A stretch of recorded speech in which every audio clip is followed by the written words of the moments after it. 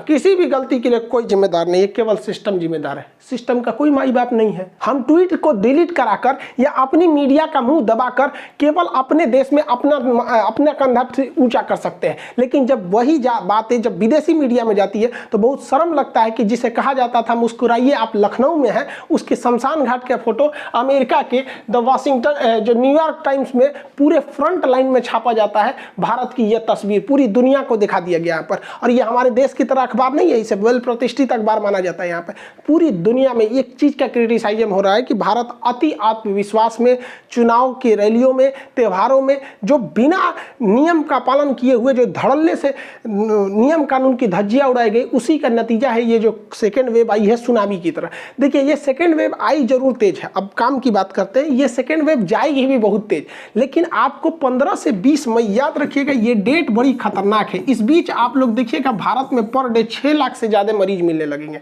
क्योंकि इस बीच तक हम लोग के पास इंफ्रास्ट्रक्चर है ही नहीं है। जो ऑक्सीजन प्लांट बोले गए हैं लगाने के लिए या जो लग रहे हैं, इन्हें 15 से 20 दिन लग जाएंगे। इस बीच आप अपने आप को बचा के रखिए, आपके लिए और देश के लिए बेटर है। देहात में क्या होता था, हम लोग के यहाँ जब कभी बारात ज़्यादा आ जाती थी और खाना घट जाता था तो हम लोग बाराती को बताते नहीं थे कि खाना घट गया, हम लोग उन्हें एक प्रोग्राम में लेके चले जाते थे। इधर से आप कुछ मंत्र बोलिए, उधर से वो बोलते थे, कंपटीशन होता था कि हम कितना जानते हैं, आप कितना जानते हैं, लड़की वाला और लड़का वाला। ये कंपटीशन 1-1.5 घंटा चलता था, लोग भूल जाते थे। इसी बीच जो जब खाना बन जाता था तो गांव के बुजुर्ग आदमी बोलते थे, अरे अरे चलिए चलिए बारात को पहले खाना तो खिला दीजिए, उधर खाना बन जाएगा। इसलिए ये 15 दिन वेट कीजिए ताकि सरकार जो लगा रही है ऑक्सीजन प्लांट वगैरह वो अच्छे से लग जाए। उसके बाद आप देखिएगा कि जिस तरह से ये कोरोना का सेकेंड वेव आया है उसी तरह से ये डाउन होगा।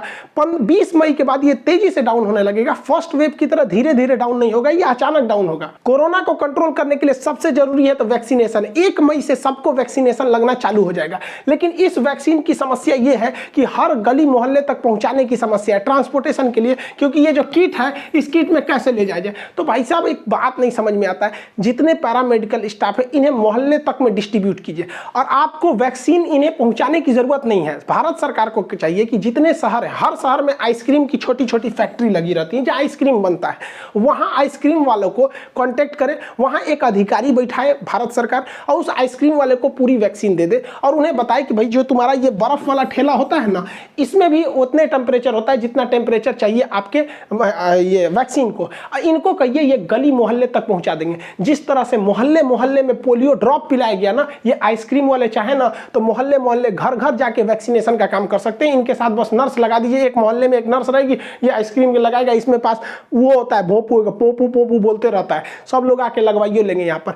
अब बताइए गर्मी का दिन आ रहा है, ये बेचारे उम्मीद में थे कि हमारा रोजगार मिलेगा, तो भारत सरकार इनका रोजगार भी नहीं ले सकती। इनसे सहयोग लीजिए और इनको जो दिहाड़ी के हिसाब से जो सैलरी बनता है वो हिसाब से दे दीजिए, इनका रोजगार भी नहीं जाएगा। इससे क्या है कि हमारा देश और देशवासी दोनों खुश रहेंगे। हमें रोजगार बहुत चला गया लोगों का यहाँ पर, तो गवर्नमेंट सोच रही कि हम कैसे ले जाएंगे गली गली तक वैक्सीनेशन को, कैसे ले जाएंगे। आप देखिए ना, भारत जुगाड़ का देश है, यहाँ जुगाड़ पे पूरा देश टिका है। जो यहाँ का जुगाड़ नहीं सीखा वो क्या सीखा।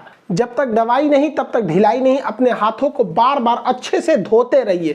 कभी स्कूल से हाथ धोइए, कभी नौकरी से हाथ धोइए, कभी सैलरी से हाथ धोइए, कभी पेंशन से हाथ धोइए, कभी बिजनेस से हाथ धोइए, तो कभी अपने दुकान से हाथ धोइए। लेकिन जब तक बीमारी है तब तक हाथ धोते रहिए, क्योंकि सरकार हमारे साथ है, हमें कुछ नहीं हो सकता है, बस हाथ धोते रहना है हम लोग को। इस तस्वीर को देखिए, ये पत्नी अपने पति के बीमार स्थिति को लेकर ऑटो से हॉस्पिटल में आई। हॉस्पिटल में ऑक्सीजन की कहीं भी व्यवस्था न होने की वजह से बेचारी कहीं भी फोन लगाती रह गई, कोई रिस्पांस करने वाला नहीं था। और यहाँ पर इतनी बुरी स्थिति हो गई कि जब इसके पति का सांस रुकने लगा तो ये बेचारी महिला अपने मुंह से पति को सांस देती रही ताकि उसके फेफड़े में सांस पहुंचाया जा सके, लेकिन यह सिस्टम के आगे हार गई और अपने पति को नहीं बचा पाई। इस महिला के लिए इससे बड़ा दुख की बात क्या हो सकता है कि उसके गोद में उसके पति ने दम तोड़ दिया। ये ऐसा देश देखने के लिए हम लोग थे, हाँ, ऐसा देश देखने के लिए। कितना दुख की बात है हम लोग के लिए कि रामनवमी के पावन महीने में जहां गली गली में जय श्री राम के नारे गूंजते थे, आज उसी गलियों में राम नाम सत्य है से चिताएं गूंज रही हैं।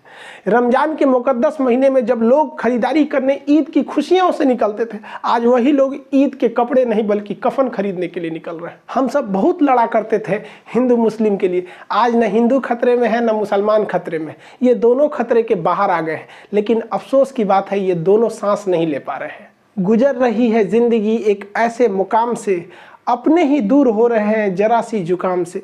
सारी कायनात में एक कातिल बीमारी की हवा हो गई, वक्त ने ऐसा सितम ढाया कि दूरियां ही अब दवा हो गई।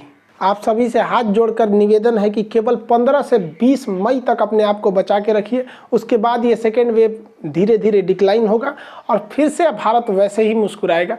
लेकिन थोड़ा सा होता क्या है कि बुरा वक्त बड़ा देर से कटता है, लेकिन क्या कीजिएगा, रात कितनी भी बड़ी हो, सुबेरे होने से नहीं रोक सकती है। मिलेंगे नेक्स्ट क्लास में। जय हिंद।